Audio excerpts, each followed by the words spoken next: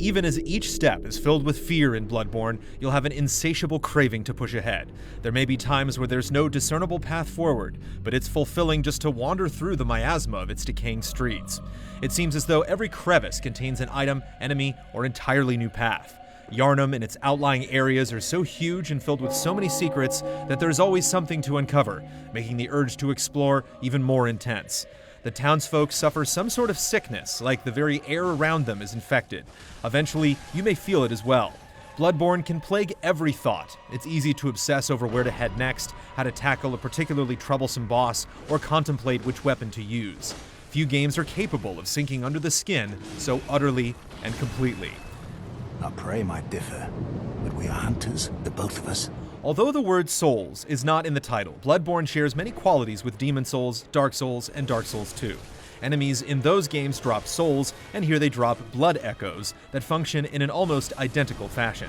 Echoes allow you to level up and purchase items like new weapons, health recovery vials, and more. Like the Nexus from Demon Souls, Bloodborne has a hub known as the Hunter's Dream, where you can teleport to various places by using gravestones that correlate to specific locations. As with all of the Souls games, those playing online will encounter helpful or deceitful notes scrawled by players, see bloodstains that show how others died, and even witness white silhouettes of players wandering around in their own version of the world. Once again, you can also summon others for help or invade their worlds and engage in PvP.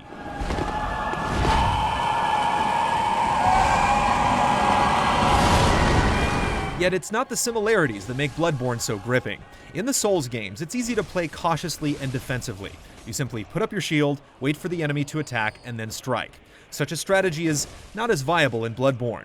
We did find a lone wooden shield, but it didn't mitigate enough damage to warrant use. Instead, the game practically demands players use precision and speed.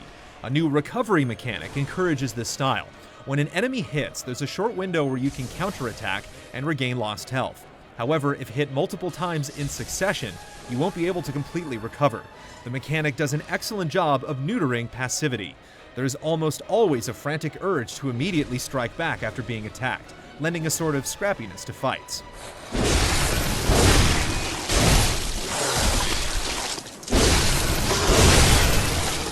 Because players lack defensive options, proper rolling and dodging is more vital than ever. Veterans of the Soul series may or may not find it a tough adjustment, depending on their playstyle. But either way, once you get a rhythm down, it feels excellent. There's a moment where it all clicks, and suddenly you're able to cleave through foes without taking so much as a scratch. In the Souls games, you can truly sense yourself getting more skilled, and each victory is rightfully earned. The same is true of Bloodborne, but it's even more pronounced because of the dexterity required.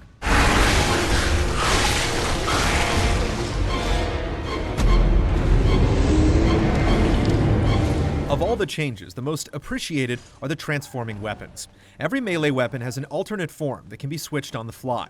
The Kirkhammer, for instance, starts as a longsword that's swung quickly and has decent range. The sword can also be inserted into an enormous steel block, becoming a slow but powerful hammer. The additional utility makes each weapon feel incredibly valuable because there's so much that can be done with them.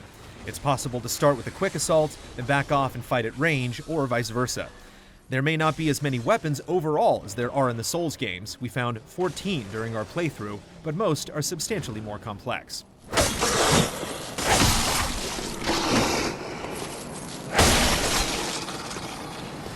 Firearms perfectly complement the available arsenal and can be equipped when wielding a one-handed melee weapon. Many don't do significant damage on their own unless a specific stat is leveled up, but they're excellent at creating space. Guns stagger at close range and can even be used to parry enemy attacks. Very limited ammunition means that you can't overly rely on them, rewarding those that carefully pick shots. They also just feel fantastic. Whether it's the deep roar of the blunderbuss, the quick snap of the pistol, or the resounding crash of the cannon, each is absolutely menacing. The weapons are already fascinating on their own, but get even more interesting with blood gems. These items can be slotted into both melee weapons and firearms, giving them different effects. Some simply increase raw power, while others offer augmentations like poison damage. Blood gems are not especially inventive items, since similar things have appeared in plenty of RPGs, but the concept meshes with the style of Bloodborne exceptionally well. Because the game is so difficult, sometimes it's best to take a new approach, and blood gems accentuate that philosophy even further. They may be just what's needed to achieve success during a tumultuous situation. Supplementary mechanics provide even greater variety. Runes act like rings from the Souls games, giving specific benefits when equipped, such as more health or increased parry damage.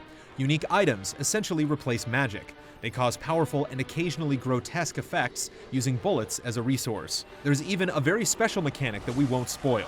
It's definitely a bit obtuse, so don't be surprised if you're confused at first. Bloodborne slowly unravels itself to the player in such a way that it feels like there's always something to discover. The game shows even more restraint than the Soul series, giving it a sort of perpetual allure. Just when you think you have it figured out, a new twist comes along and changes things, remaining true even at the very end and beyond.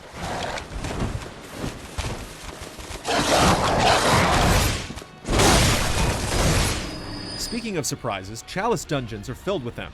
To enter one, players must perform a ritual by picking a chalice and using specific materials. Depending on the type of chalice used, the dungeon will either have a fixed layout or be procedurally generated. All items and blood echoes gained during a chalice dungeon carry over into the main game. Because of their nature, chalice dungeons lack the meticulousness and detail of the main game, but it's more than made up for in other ways. Traps, respawning enemies, and unique bosses lay hidden in wait, getting more insidious farther into the dungeon. Some of the bosses are the most difficult we've seen in the game. The unpredictability of dungeons makes Bloodborne exciting in a way that Souls games have never been. They're focused and often brutal, almost distilling the game down into its purest form. From Software is absolutely in top form when it comes to environment and enemy design. The first portion of the game largely takes place in the derelict streets of Yharnam. Impaled dead beasts sit atop bonfires. A group of men with rotted flesh gather around, almost in ritual. Those that appear to have some semblance of sanity remain boarded up in their homes for fear of the terrors that roam the streets. The Souls games certainly conjure feelings of unease, but Bloodborne is downright oppressive. Everything seems as if it's dancing on the brink of insanity. Enormous crows crawl on their bellies and bark like mad dogs. And this is only in the first area of the game. As events progress, Bloodborne gets more and more distorted. Some enemies are easy to gawk at simply because of how freakish they look.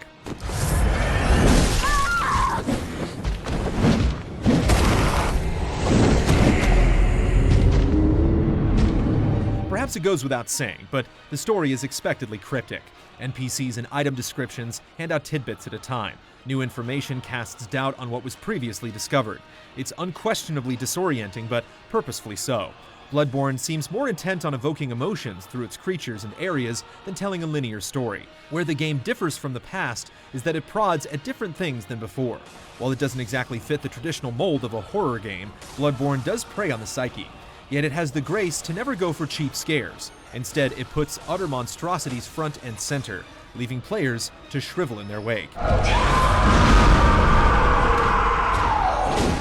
Nothing is as fear-inducing as the boss fights. Not being able to absorb significant damage with a shield requires you to learn patterns, master dodging, parry, and wait for the right time to land quick strikes. The best bosses are also the most surprising, undergoing multiple transformations. Because of this, battles are often more dynamic than the ones encountered throughout the Souls games. There are a few fights that are overly straightforward, but most are exhilarating. Bless us with blood. It's frustrating that some of these moments are undermined by a few technical issues. The frame rate can be inconsistent, ranging from completely smooth to distractingly choppy. Our worst moment happened during a boss fight, where performance slowed to a crawl. A patch came out during our review process, but that didn't seem to make a substantial difference. There are also abundant and lengthy load times. Every death or warp to a new area produces a 30 to 40 second load with nothing to stare at but a white title on a black background. The issue wouldn't be so noticeable if players could warp from one area to another, but the game throws in an unnecessary step. You must first warp to the hub and then to a different location, sitting through two separate loading screens as a result. It's possible to travel from one bonfire to any other in the Dark Souls games, making Bloodborne a puzzling step back in that regard.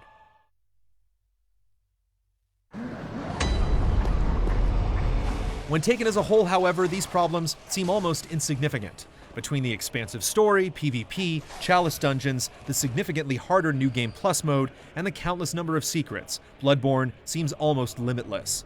Yet breadth wouldn't matter if the game wasn't so captivating. Several moments had us in awe, making us feel things we haven't felt since the original Dark Souls. Whatever it takes, find a way to join the ranks of the hunters.